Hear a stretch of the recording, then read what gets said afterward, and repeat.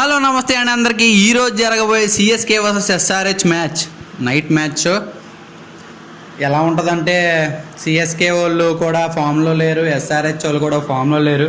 ఒక మ్యాచ్ నెగ్గుతున్నారు, ఒక match ఓడిపోతున్నారు CSK వాళ్ళు అయితే. ఎస్ఆర్హెచ్ అయితే కంప్లీట్గా అసలు మ్యాచ్ కూడా నెగ్గట్లేదు అనమాట.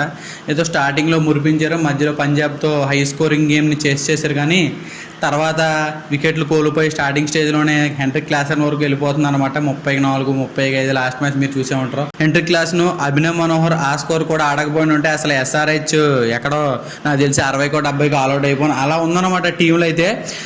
రెండు కూడా స్ట్రగుల్ అవుతున్నాయి బాగా ఈ సీజన్లో. స్టార్ట్ అయితే చాలా మంచిగా ఇచ్చారు ఇద్దరు కూడా. ఫస్ట్ మ్యాచ్లు రెండు కూడా నెగ్గినాయి చాలా హై స్కోరింగ్ గేమ్తో. కానీ చెన్నై వాళ్ళు కూడా చాలా తక్కువ స్కోర్ను డిఫెండ్ చేసి అలాగే చేసింగ్ చాలా మంచిగా చేశారు. కానీ ఈ సీజన్లో తర్వాత మ్యాచ్లు ఎందుకో సరిగ్గా ఆడలేకపోతున్నాయి రెండు టీంలు కూడా. సో చెన్నైకి అయితే వరుసగా మ్యాచ్లు నెగ్గుతూ వెళ్తే ప్లే ఆఫ్స్కి ఆడే ఛాన్సెస్ ఉన్నాయి. అంటే లాస్ట్ ఇయర్ ఆర్సీబీ కూడా 7 మ్యాచ్లకు 6 మ్యాచ్లు వరుసగా నెగ్గి ప్లే ఆఫ్స్కి వెళ్ళింది కదా. సేమ్ అదే ప్యాటర్న్ మనం ఫాలో అయితే సిఎస్కే విన్ అయ్యే ఛాన్సెస్ అయితే ఉంటాయి. అలా వరుసగా మ్యాచ్లు నెగ్గితే ప్లే ఆఫ్స్కి వెళ్ళే ఛాన్సెస్ అయితే ఉంటాయి అనమాట. ఎస్ఆర్హెచ్కి అయితే చెప్పలేం, ఒక మ్యాచ్ నెగ్గిన ఒక మ్యాచ్ ఖచ్చితంగా ఓడిపోతారన్న ఇంటెన్షన్లో. సో ఇప్పుడు ఏమనుకున్నామంటే ఎస్ఆర్హెచ్ ఫస్ట్ బ్యాటింగ్ తీసుకుంటే బాగా ఆడతారని అనుకుంటే ఫస్ట్ బ్యాటింగ్ తీసుకున్నాం, బాగా ఆడట్లేదు. చేజింగ్ తీసుకుని ఆడట్లేదు, అసలు ఇందులోనే ఆడట్లేదు. బౌలింగ్ వేయట్లే, బ్యాటింగ్ ఆడట్లే, ఎవరు కూడా అట్లా. ఇషాన్ కిషన్ తీసుకున్నారు కానీ ఫస్ట్ మ్యాచ్ 100 కొట్టాడు. కానీ ఒక ఇంటర్వ్యూలో చెప్పాడు Ishan Kishan, most exciting game ఏమైనా ఉందా నీకు ఈ ఐపీఎల్లో ఏ టీంతో ఎగెనెస్ట్గా ఆడాలంటే ముంబై టీంతో అని అన్నాడు. సో ముంబై టీంతో ఎందుకన్నా నాకు ఇప్పుడు అర్థమైంది అనమాట. ముంబై టీంతో ఆడిన ప్రతి మ్యాచ్ కూడా సింగిల్ డిజిట్లోనే అవుట్ అయిపోవాలి, ముంబైకి మంచి విన్ అయితే చేకూర్చాలని మనోడు గట్టిగా సంకల్పం పెట్టుకున్నట్టున్నాడు.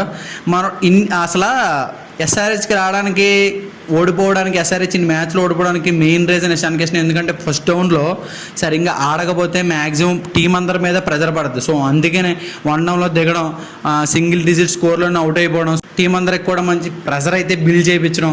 నితీష్ కుమార్ రెడ్డి కూడా అంతే రావడం, ఏదో 10-15 కొట్టడం 20 బాల్కి, మనోడు కూడా అవుట్ అయిపోవడం. ఏదో ఇండియా టీంకి వెళ్ళాడు కదా అని అంత గర్వం పెరిగిపోయిందో, లేకపోతే ఆట మొత్తానికి మర్చిపోయాడో, నేను క్రికెట్ ఆడుతున్నాను లేకపోతే గల్లీ క్రికెట్ ఆడుతున్నాను కూడా మర్చిపోయాడో తెలియట్లేదు. అందరూ అంటారు ఏమంటే మనం ఏదో మాట్లాడేస్తాము, వాళ్ళకి ఇంటర్నేషనల్ గేమ్స్ ఆడుతున్నారంటే ఆడొక్కడే కదా ఆడట్లేదు, చాలా మంది ఆడుతున్నారు, అందరూ కూడా ప్రొఫెషనల్ క్రికెటర్సే. ఈ రెండు టీముల మధ్యన అసలు ఆ స్ట్రెంత్ ఏంటి, వీక్నెస్ ఏంటి, అసలు ఆ హెడ్ టు హెడ్ ఏంటి, ఇందులో బెస్ట్ ప్లేయర్స్ ఎవరో తెలుసుకుందాం. ఫస్ట్ ఎస్ఆర్హెచ్తో స్టార్ట్ చేద్దాం. ఎస్ఆర్హెచ్లో ప్లేయర్స్ వచ్చేసి బ్యాటింగ్లో Abhishek Sharma, Heinrich Klaasen, Travis Head, Ishan Kishan చాలామంది ఉన్నారు కదా, వాళ్ళ పేర్లు ఎందుకు ఇవ్వలేదు అంటే ట్రావెస్ హెడ్ ఆడట్లేదు, ఇంకా ఇషాన్ కిషన్ చెప్పక్కర్లేదు, ఎలాగో నెక్స్ట్ సీజన్ వదిలేస్తారు.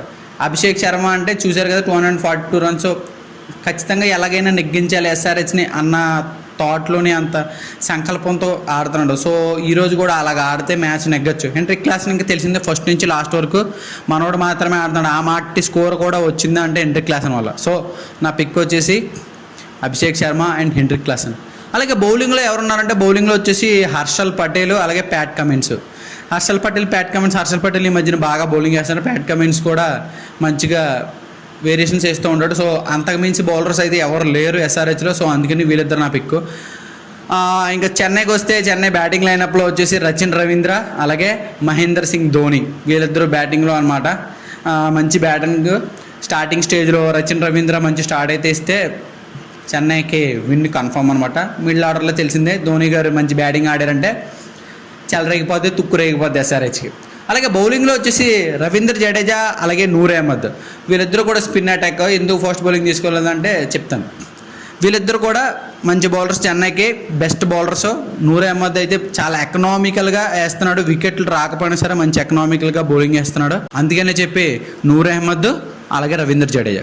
సో ఈ మ్యాచ్ వచ్చేసి చపాక్లో జరుగుతుంది. చపాక్లో అంటే మీ అందరికీ తెలిసిందే spin pitch track, fast bowling అంతగా హెల్ప్ చేయదు, అలాగే బ్యాట్స్మెన్స్ కూడా అంత హెల్ప్ చేయదు. స్పిన్ ట్రాక్, చెన్నై అంటే మొత్తం స్పిన్తో నిండిపోయిన టీం అనమాట. సో చపాక్ వాళ్ళకి చాలా అచ్చొచ్చిన గ్రౌండ్ అనమాట. అలాగే ఎస్ఆర్హెచ్ వాళ్ళకి స్పిన్ ఎవరైనా ఉన్నారంటే జేసాను అలాగే రాహుల్ చహర్ ఉన్నారు, కానీ అంతగా పెద్దగా పెర్ఫామ్ చేయట్లేదు. జేసాన్ అనే బౌలర్ యంగ్స్టర్ చాలా బాగా వేస్తున్నాడు, కానీ మనోడికి సపోర్టివ్గా ఎవరు లేరు అనమాట. సో అందుకే నేను పిక్ చేయలేదు వాళ్ళని.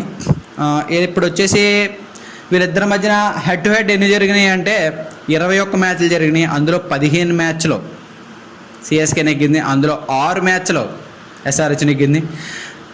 సిఎస్కే ఎక్కడ ఉంది, ఎస్ఆర్హెచ్ ఎక్కడ ఉంది చెప్పడానికి చాలా బాధగా ఉంది ఎస్ఆర్హెచ్ గురించి ఇలాగా. కానీ తప్పదు, ఏం చేస్తాం, మ్యాచ్లు అలాగ ఆడుతున్నారు. మనకి ఏం చేయాలో తెలియట్లేదు. మనం సపోర్ట్ చేయాలన్నా వాళ్ళు ఎవరో ఒకరు పేరు చెప్పి సపోర్ట్ చేయాలి కదా. ఎవరో ఆడకపోతే అసలు ఎలా సపోర్ట్ చేస్తాం. సో ఈరోజు చపాక్లో స్టేడియం అనమాట. టాస్ నెగ్గిన వాళ్ళు మ్యాచ్ నెగ్గుతారని చెప్పలేము. ఎందుకంటే ఎస్ఆర్హెచ్లో చేసింగ్ అంటే ఫస్ట్ బ్యాటింగ్ అంటే ఓడిపోతున్నారు. ఇంకంతే మరి వాళ్ళ ఇంకా అటాకింగ్ ఆడేసి ఇంకా 200 పైన కొట్టేసి ఆపడానికి తప్ప ఇంకేమీ లేదు. లేదా 50కి 60కి ఆల్అవుట్ అయిపోవాలి అంతే. అది ఒకటే ఛాన్స్ ఉంది. అయితే 200 కొట్టాలి, లేకపోతే 50కి 60కి ఆల్అవుట్ అయిపోవాలి అంతే. సో ఈరోజు మ్యాచ్ని చెన్నై నెగ్గుదాం అనుకున్నాను. ఫస్ట్ బ్యాటింగ్ వచ్చినా సరే, సెకండ్ బ్యాటింగ్ వచ్చినా సరే. సో మీరేమనుకున్నారు కామెంట్ బాక్స్లో మెన్షన్ చేయండి. సో మరిన్ని మంచి వీడియోలతో, మంచి ప్రిడిక్షన్తో మళ్ళీ మీ ముందుకు వస్తాను. అప్పటి వరకు don't forget to like, share and subscribe. సరే మరి ఉంటాను. Bye bye.